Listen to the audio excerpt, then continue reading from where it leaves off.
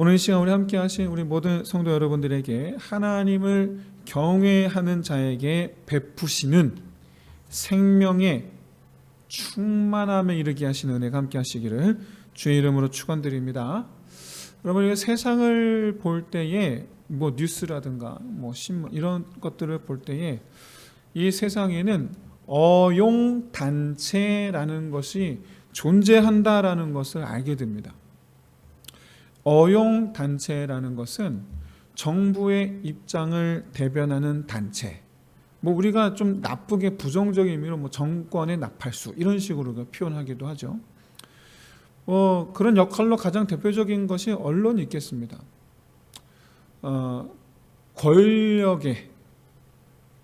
권력의 입장을 대변하는, 이번에 이 아프가니스탄에서 탈레반이 정권을 탈환하자마자 제일 먼저 한 일이 방송국 장악이었습니다.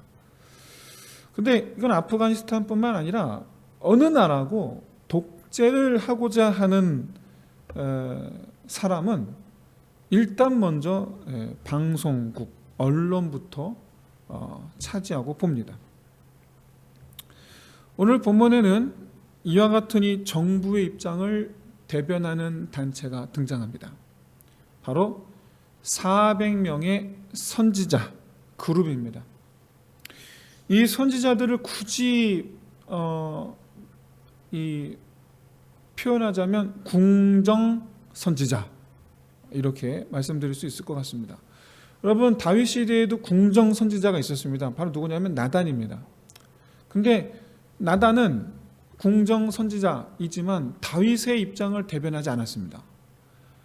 그는 하나님의 말씀을 궁정에 선포하는 선지자였습니다. 하나님의 말씀을 궁정을 향하여 선포하는 선지자, 그게 나단이었습니다. 그런데 이 400명은 궁정의 입장을 백성들에게 선포하는 선지자, 그래서 어용단체인 거죠. 그래서 왕의 의지를 하나님의 의지로 둔갑시키는 역할을 했던 것입니다. 11절에 보시면 시드기야가 철로 뿔들을 만들어 그것으로 여호와께서 아람을 진멸하게 하셨다 이렇게 말씀하는데, 여기에 성경은 한마디를 덧붙이죠. 자기를 위하여 라는 표현을 덧붙입니다. 여호와께서 철불을 만들게 하신 게 아니고 시드기야가 자기 목적을 가지고 만들었다라는 것을 의미하는 겁니다. 그러니까 자기 생각을 하나님의 뜻으로 둔갑을 시킨 거죠. 여러분, 아합이 이런 어용 선지자 단체를 궁중 선지자 단체로 둔 것은 말씀드렸다시피 자기의 계획을 하나님의 뜻으로 둔갑시키기 위해서입니다. 백성을 속이기 위한 것이고 자기 뜻대로 나라를 좌지우지하기 위해서입니다. 그런데 여호사밧이 남유다 왕이었던 여호사밧, 그는 자기 나라 남유다를 종교개혁을 일으킨 왕입니다. 하나님을 경외하는 왕입니다. 그러다 보니 이 선지자 단체의 이 정체를 꿰뚫어 보았습니다. 그래서 이들 말고 여호와의 선지자가 또 있느냐 묻죠. 그때 이때 아합이 자기 속내를 드러냅니다. 미가야가 있는데 그는 내게 대해 길한 일은 예언하지 않고 흉한 일만 예언합니다. 그래서 뭐라고 말하죠? 그래서 내가 그를 미워합니다. 여러분, 하나님은 우리를 온전케 하시는 것을 제일 목적으로 하여 우리에게 말씀하시는 줄로 믿습니다. 어떤 말씀이든 심판의 말씀도 우리의 영혼이 잘되게 하시기 위하여 심판의 말씀을 하시는 거예요. 그렇게 하나님은요, 우리가 원하는 것을 행하시지 않습니다. 우리가 원하는 것을 행하지 않으세요. 오히려 우리가 원하는 것을 못하게 막으실 때가 많아요. 여러분, 생각해 보십시오. 우리가 원하는 것을 들어주면 오히려 우리가 하나님에게서 더 멀어져 갈 것 같다. 그럼 여러분, 그 소원을 들어주시겠습니까? 안 들어주시죠. 절대로 그런 거 안 들어주십니다. 오히려 하나님은 우리가 하나님께로 더 가까이 나아올 수 있는 길로 인도하시죠. 그래서 아합이 말한 것처럼 내가 싫은 것을 하나님은 말씀하실 때가 많습니다. 내가 싫은 것. 만약에 하나님께로 더 가까이가 아니라 하나님으로부터 더 멀리 갈 수밖에 없는 그런 계획, 그걸 가지고 들어주소서라고 기도한다면 하나님은 100% 막으시겠죠. 그리고 우리 계획을 오히려 꺾어버리실 겁니다. 오히려. 그래서 하나님의 이 안 돼라는 이 응답 또한 나를 위한 것인 줄로 알고 아멘으로 화답하는 것이 우리 영혼이 잘 되는 길인 줄로 믿습니다. 하지만 어쨌거나 사실상 실제적으로 우리는 우리가 원하는 대로 돼야지 좋아하죠. 자식을 키워보면 느끼지 않습니까? 자식들은 어떻게 안 돼요. 내가 자기가 좋아하는 대로 해줘야지 좋아하지 어떻게 안 됩니다. 부모가 볼 때는 아닌데 너무 빤히 보이거든요. 그런데도 불구하고 자기가 원하는 대로 돼야지 되는 거예요. 원하는 대로 안 해주면 그렇게 원망을 품고 평생 안 볼 것처럼 그렇게 입은 이만큼 나와서 그렇게 그러고 있죠. 근데 이렇게 말하는 저도 그랬거든요. 우리가 다 그랬어요. 이게 모든 사람의 본성입니다. 이게 모든 사람이 한 명 빠짐없습니다. 다 우리 본성이에요. 그래서 우리는 실제로 하나님을 기뻐하기보다 불평하고 원망하는 경우가 훨씬 많습니다. 기뻐하기보다. 그래서 실제로 강단에서도 말씀을 전하는 목사님의 그 말씀이 이처럼 우리의 계획을 지지해 준, 나의 생각이나 나의 계획을 지지해 주는 것 같을 때 은혜를 받아요. 나의 계획을 왠지 좀 하지 말라는 이런 뉘앙스의 말씀은 되게 힘들어요. 그런 말씀 되게 힘들어요. 근데 여러분, 듣기 좋은 소리 하는 목사님을 사랑하는 성도들이 있고요. 듣기 싫은 소리 하는 목사님을 사랑하는 성도들이 있는데 그런 교회는 너무나 큰 차이가 있습니다. 여러분, 듣기 싫은 소리만 하는 목사님도 문제고 듣기 좋은 소리만 하는 목사님도 문제죠. 오직 하나님 말씀대로 하는 목사님이죠. 자, 어쨌든 그 차이가 뭐냐? 첫째, 교회가 육신을 위하는가 영혼을 위하는가로 나뉘게 될 겁니다. 첫 번째 현상이에요. 여러분, 우리의 소망은 하나님 나라에 있어야 될 줄로 믿습니다. 영원한 하나님 나라인 천국을 소망하는 것이 기독교 신앙의 핵심입니다.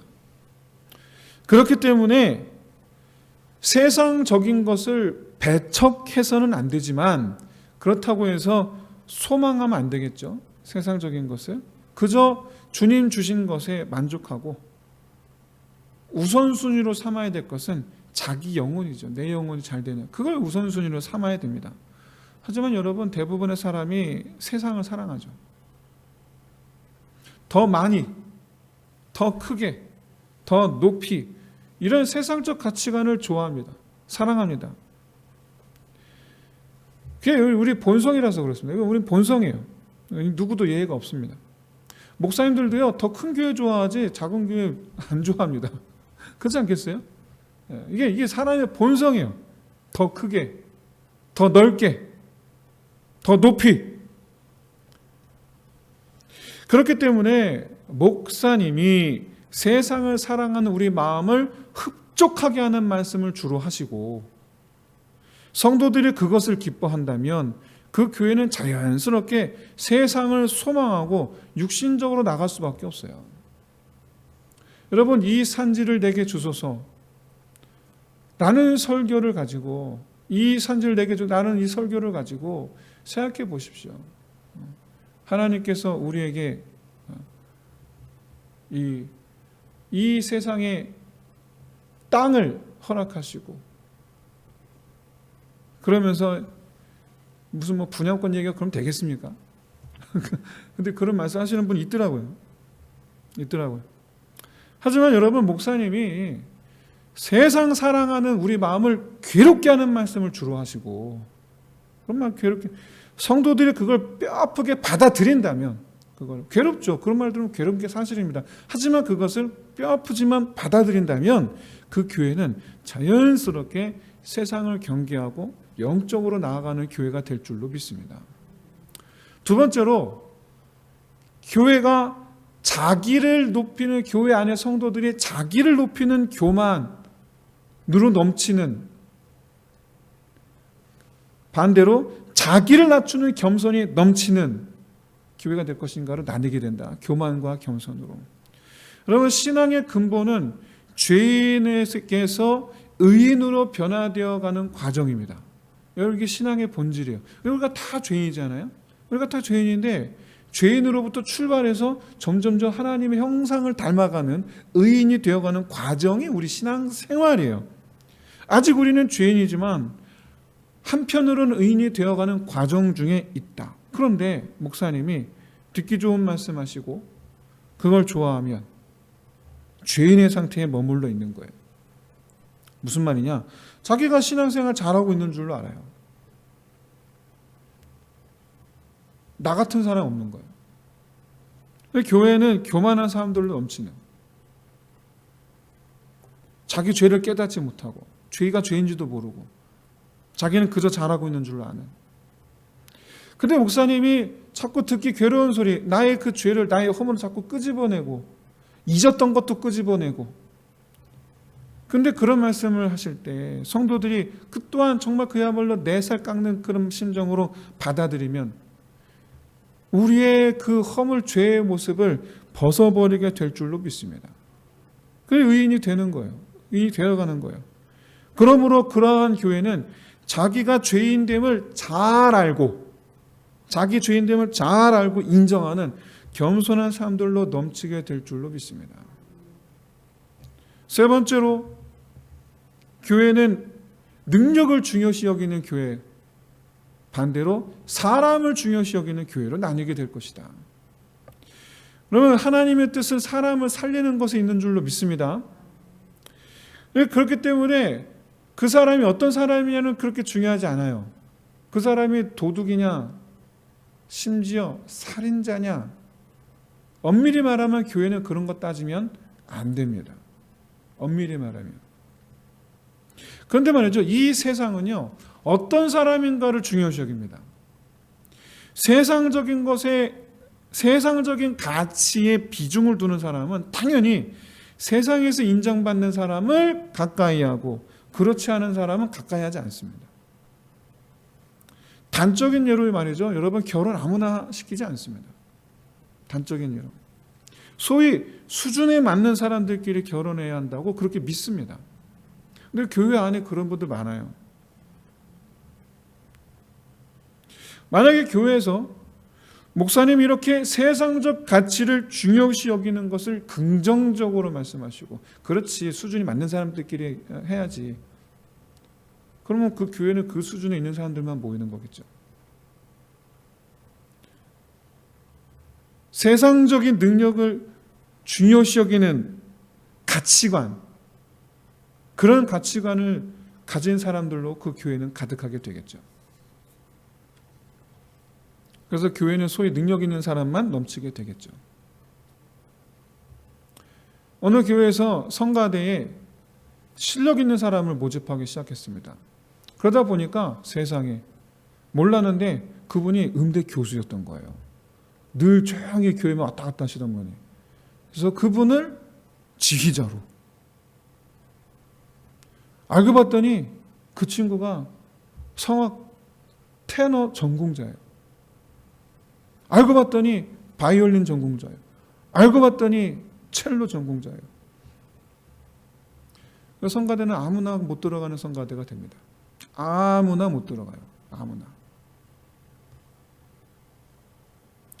그런데 반대로 그 사람이 어떤 사람인가 보다는 그 사람이 지금 어떤 상태에 있는가를 중요하게 여기는 교회라면 영적 상태를 중요시 여기죠. 영적 상태를.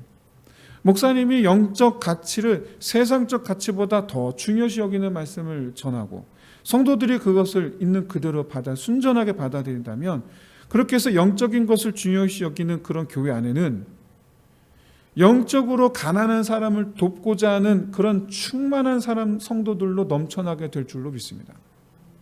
사랑하는 성도 여러분, 여러분들이 바라는 교회는 어떤 모습의 교회입니까? 세상적인 우리 마음을 흡족해하는 말씀이 넘치는 교회입니까? 아니면 괴로워도 영적인 길로 인도하는 말씀이 넘치는 교회입니까? 자기 자랑으로 넘치는 교회입니까? 아니면 겸손이 넘치는 교회입니까? 능력 있는 사람을 좋아하는 교회입니까? 아니면 가난한 영혼을 기뻐하는 교회입니까? 우리 교회는 하나님의 마음을 닮은 성도들로 넘치는 교회가 되기를 주의 이름으로 축원드립니다.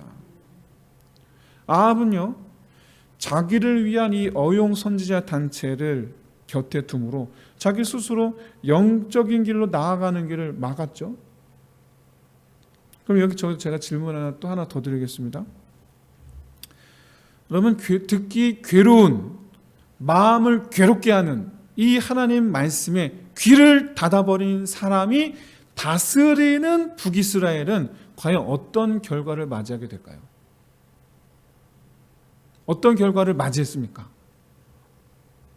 사랑하는 성도 여러분, 하나님의 말씀에 대한 우리의 태도가 내가 섬기는 교회와 가정을 어떤 길로 인도하게 됐는지 결정하게 된다라는 것을 깨달으시길 바라고, 그래서 내가 꿈꾸는 그런 영적인 교회와 가정이 되기를 바라는 그 마음을 가지고 있다면 그야말로 온전히 말씀을 따라가는 저와 여러분이 되시길 진심으로 소원합니다. 아시죠? 많은 자녀들, 부모님은 장로님, 권사님, 안수집사님, 어쨌든 이렇게 교회 생활 열심히 하시고 이렇게 늘 항상 이 주일, 토요일, 일요일 어디 여행 가본 적이 없어요. 교회 때문에. 그런 분들의 자녀들이 놀랍게도 교회를 안 다녀요. 그 이유가 뭡니까? 우리가 너무 잘 알고 있는 사실이에요. 우리가 너무 잘 알고 있어요. 교회에서는 그렇게 하시는지 모르겠는데 집에서는 세상적인 얘기로 가득한 거예요. 그리고 세상적인 문제를 가지고 부부가 싸우고, 그 세상적인 문제 가지고 탐하고, 그 세상적인 가치관을 자녀들에게 더 중요시 여기고, 너 그 대학 가야지 산다, 하나님 말씀 믿어야지 산다가 아니라 그 대학 가야지 산다, 너 앞으로 뭐 할래, 너 그거 해야지 네가 길이 열려, 하나님 믿어야지 길이 열려가 아니라 그거 해야지 길이 열려. 우리의 세상적 가치관을 고스란히 우리 자녀들에게 전달을 하니 우리 아이들이 하나님을 믿겠습니까? 안 믿습니다. 그렇지 않아요. 하나님 말씀에 대한 우리 태도가 평소 어떠한가, 그것이 나와 내 집이 앞으로 어떻게 될 것인가를 결정한다라는 것을 잊지 마시고, 하나님 은혜 가운데에서 오직 말씀에 귀를 열고 말씀이 이끄는 길을 따라서 가는 저와 여러분 되시기를 주의 이름으로 축원드립니다. 여기서 한 가지 짚고 넘어갈 것이 있습니다. 그건 바로 하나님의 말씀 일합시고 듣는 자 입장에서 마음을 흡족하게 하는 예언하는 자들이 실제로 있다는 사실이 지금도 있죠. 크게 두 가지 이유 때문입니다. 첫째는 자기에게 득이 되기 때문이고, 또 다른 하나는 듣는 자들을 두려워하기 때문입니다. 여러분, 성도들의 반응이 무서우면 하나님 말씀 온전히 전할 수가 없습니다. 이건 예를 듭니다. 하나의 예인데, 요즘에는 결혼 전 혼전 임신을 아무렇지도 않게 생각하는 성도들이 있습니다. 안 믿는 분들이 아니에요. 성도들이에요. 결혼 당사자인 청년 세대들이 그렇고요. 또 그 청년 세대들의 부모 세대가 그렇습니다. 실제로 저는 달리는 차 안에서 뒤에 계신 권사님들이 자기 아들 또는 딸이 결혼을 아직 안 했는데 임신했다는 거예요. 그래서 하나님께서 결혼도 하기 전에 복을 주셨다고 서로 그렇게 말씀하는 걸 들었어요. 근데 거기서 제가 그건 복이 아닙니다. 하나님의 명령을 어긴 것으로 시작하였으니 하나님께 회개하고 하나님 앞에 바로 서는 가정이 되기를 힘써야 됩니다. 그렇지 않으면 하나님의 명령을 어긴 것에 대한 하나님의 책망이 임할 수도 있습니다. 라고 입 바른 소리를 해야 됐는데 못했죠. 그렇게 얘기했다간 그냥 어색하게 웃기만 했어요. 그냥. 이 부분에 대해서 다른 견해가 있으신 분이 계실지도 모르겠습니다만은 예를 들어 결혼하면 되는 거 아니냐라고 말씀하는 분이 계시겠죠. 근데 여러분 그건 당연한 얘기예요.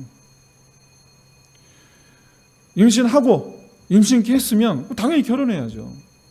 그걸 뭐 자랑이라고 얘기하니까 그건 당연한 거지. 하지만 그 이전에 이미 하나님 명령을 어긴 사실에 대해서 과연 어떻게 그것을 하나님 앞에 뭐라고 할지, 하나님 앞에 어떻게 해야 할지 여러분 깊이 생각해 보셔야 됩니다.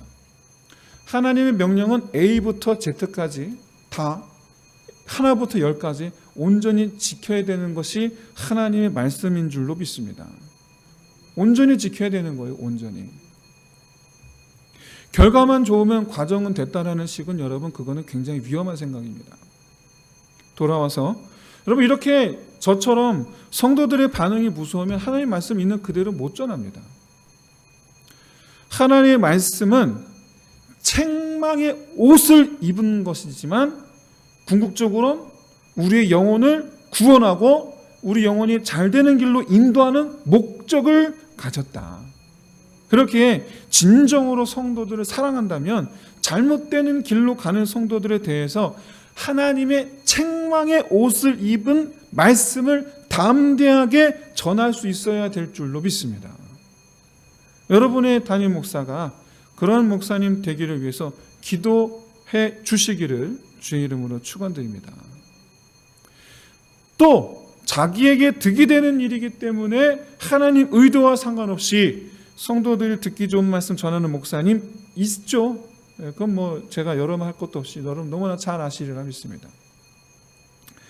이렇게 여러분 성도들이 무서워서든 자기에게 득이 되었기 때문이든지 간에 이렇게 하나님 말씀을 듣는 자의 입장에서 그 마음을 흡족하게 하는 예언하는 분들 공통점이 있죠. 그리고 이런 예언하는 분들의 말씀 듣기를 좋아하는 성도들도 역시 마찬가지로 똑같은 공통점입니다. 그건 바로 뭐냐면 하나님을 두려움이 없다라는 거예요. 하나님을 두려움이 없기 때문에 그렇게 말씀을 전하고 그런 말씀을 사모하고 설교자가 하나님을 두려워함이 없으면 그 말씀을 듣는 자도 하나님을 두려워함이 없으면 필연적으로 자기를 위하는 길로 갈 수밖에 없습니다. 필연적으로 나를 위한 길. 근데 여러분 굉장히 역설적인데 나를 위한 길이라고 생각한 바로 그 길이 자기의 생명을 잃어버리게 되는 길이 되더라라는 거예요. 결국에는 사랑하는 성도 여러분, 하나님의 말씀에 대한 순종은 하나님을 경외하는 마음에서 나오는 줄로 믿습니다. 잠언 1장 7절에서 여호와를 경외하는 것이 지식의 근본이거늘 미련한 자는 지혜와 훈계를 멸시하느니라.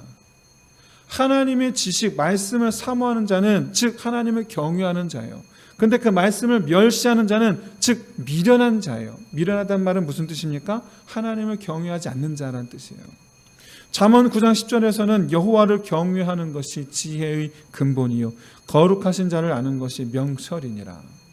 하나님의 그 말씀을 통해 하나님의 말씀을 가까이 하는 사람이 하나님을 경외하는 자요 그것이 또한 자기를 살리는 명철한 자라는 거예요.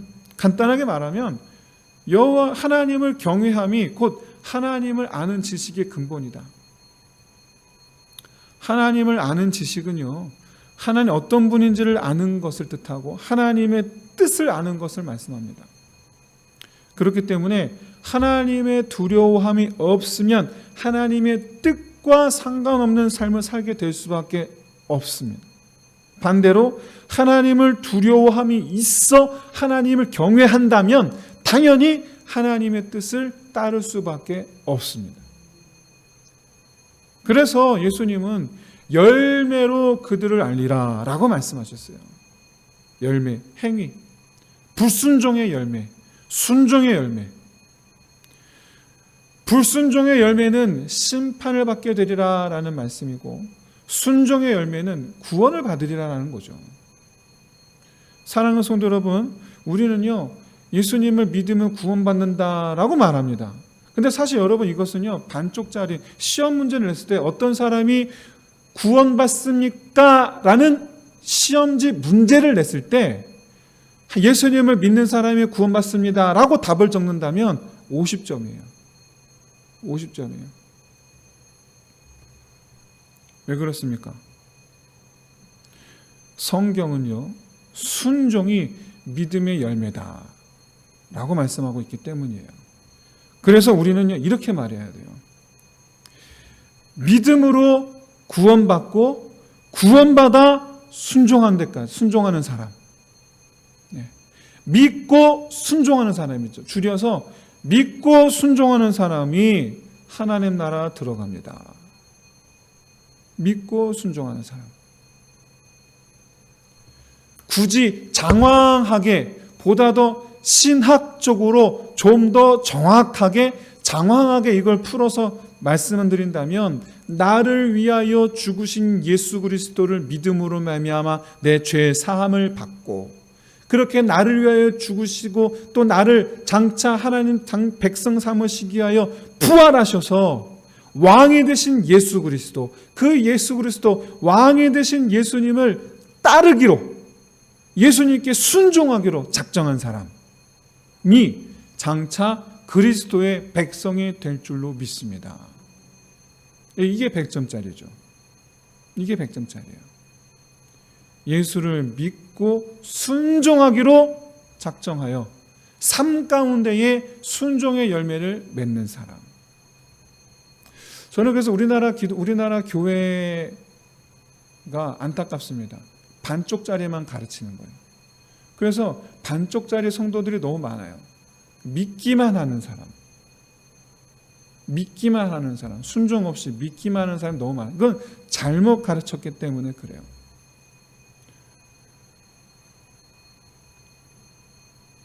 남자들이, 아들들이요, 그렇게 지들 하고 싶은 대로 살다가 어머니가 그렇게 안 된다 아들아 거기 가지 마라, 안 된다 아들아 그 사람 만나지 마라, 안 된다 아들아 그거 하지 마라, 귀담아 듣지 않고 지 마음대로 하고 싶은 대로 살다가 어느 날 군대에 부름을 받습니다. 그러고 나서 군대 가서 비로소 깨닫죠. 아, 내가 어머니께 무슨 짓을 했던가. 그래서 어머니의 사랑을 깨닫습니다. 그래서 말하죠. 나도 이제 어머니를 사랑해야지. 제대하고 나가면 우리 어머니 내가 사랑해야지. 내가 그렇게 말 안 듣고 우리 어머니 무시하고 내가 그렇게 엄마 말 안 듣고 엄마를 괴롭게 했는데, 엄마를 내가 그렇게 괴롭게 했는데 제대하고 나가면 우리 엄마 내가 기쁘게 해드려야지. 그래서 뭐라고 말합니까? 말 잘 들어야지. 엄마를 사랑하는 방편이 뭐냐면 가서 엄마 말 순종하는 거래요. 우리는 다 그렇게 말해요. 우리 스스로가 그렇게 말해요. 사랑하면 순종합니다. 사랑하면 순종하는 줄로 믿습니다. 믿는다고 하면, 예수 믿는다고 하면, 예수님 사랑한다고 하면 순종하는 거예요. 그래서 여러분, 믿음과 순종은요 같은 겁니다. 수학식 공식으로 따지면 믿음은 이퀄 순종이에요. 믿음과 순종은 다른 게 아니라 같은 거예요. 그래서 여러분, 믿음으로 순종하여 구원받습니다까지가 맞는 말이죠. 어떻게 구원받습니까? 예수를 믿음으로 구원받습니다. 50점이에요. 100점이 뭐라고요? 예수님을 믿고 따름으로 구원받습니다예요. 이제 말씀 마치겠습니다. 하나님 두려움 없이 하나님 말씀을 자기 이익을 위해서 다루고 또 자기 유익을 위한 말씀을 좋아하는 사람이 가득했던 나라, 그 나라 여러분 어떻게 됐습니까? 어떻게 됐습니까? 하나님의 진노하심이 임했어요. 사랑하는 성도 여러분, 하나님 말씀을 왜곡하는 자들을 경계하시길 바랍니다. 그 하나님의 말씀을 왜곡하고 싶어하는 마음을 경계하시기를 바랍니다. 하나님 아닌 다른 누군가의 이득을 위해 말씀 전하는 자들을 경계하시기 바랍니다. 여러분, 하나님 말씀은 오직 우리 생명을 살리시기 위하여 주셨습니다. 하나님의 말씀은요, 하나님의 종들을 위하여 말씀하신 적이 없습니다. 하나님은요, 교회를 위하여 말씀하신 적이 없습니다. 오직 한 영혼을 살리시기 위하여 주셨습니다. 교회는 그렇게 하나님께서 살리신 자들이 모여 이룬 것이 교회입니다. 하나님은 결코 교회를 위해서 한 영혼을 희생하라 말씀하신 적이 없습니다. 교회를 위하신 분이 아니고 영혼을 위하시는 분이신 줄로 믿습니다. 하나님은 교회를 세우시는 하나님이시지만, 나라를 세우시는 하나님이시지만, 그러나 그 교회는 살리시는 이들로 말미암아 세우시는 것이다. 그래서 중요한 것은 하나님은 우리가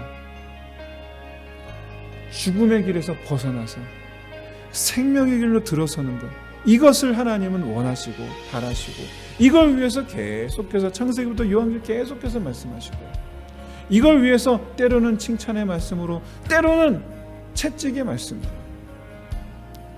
우리 함께 시간 기도합시다. 우리 자신이 하나님을 경외하는 자가 되게 하여 주옵소서. 그리고 하나님의 그 말씀을 온전히 받아 이루는 삶이 되게 하여 주옵소서. 뼈를 깎는 심정으로 받아 이루는 사람. 이 시간 우리 다 함께 기도하겠습니다. 할렐루야. 하나님 아버지, 참으로 아버지 주님 말씀하옵소서.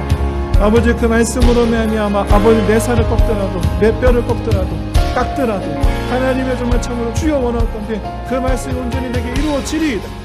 하나님 정말 참으로 내가 주의 말씀을 경외하며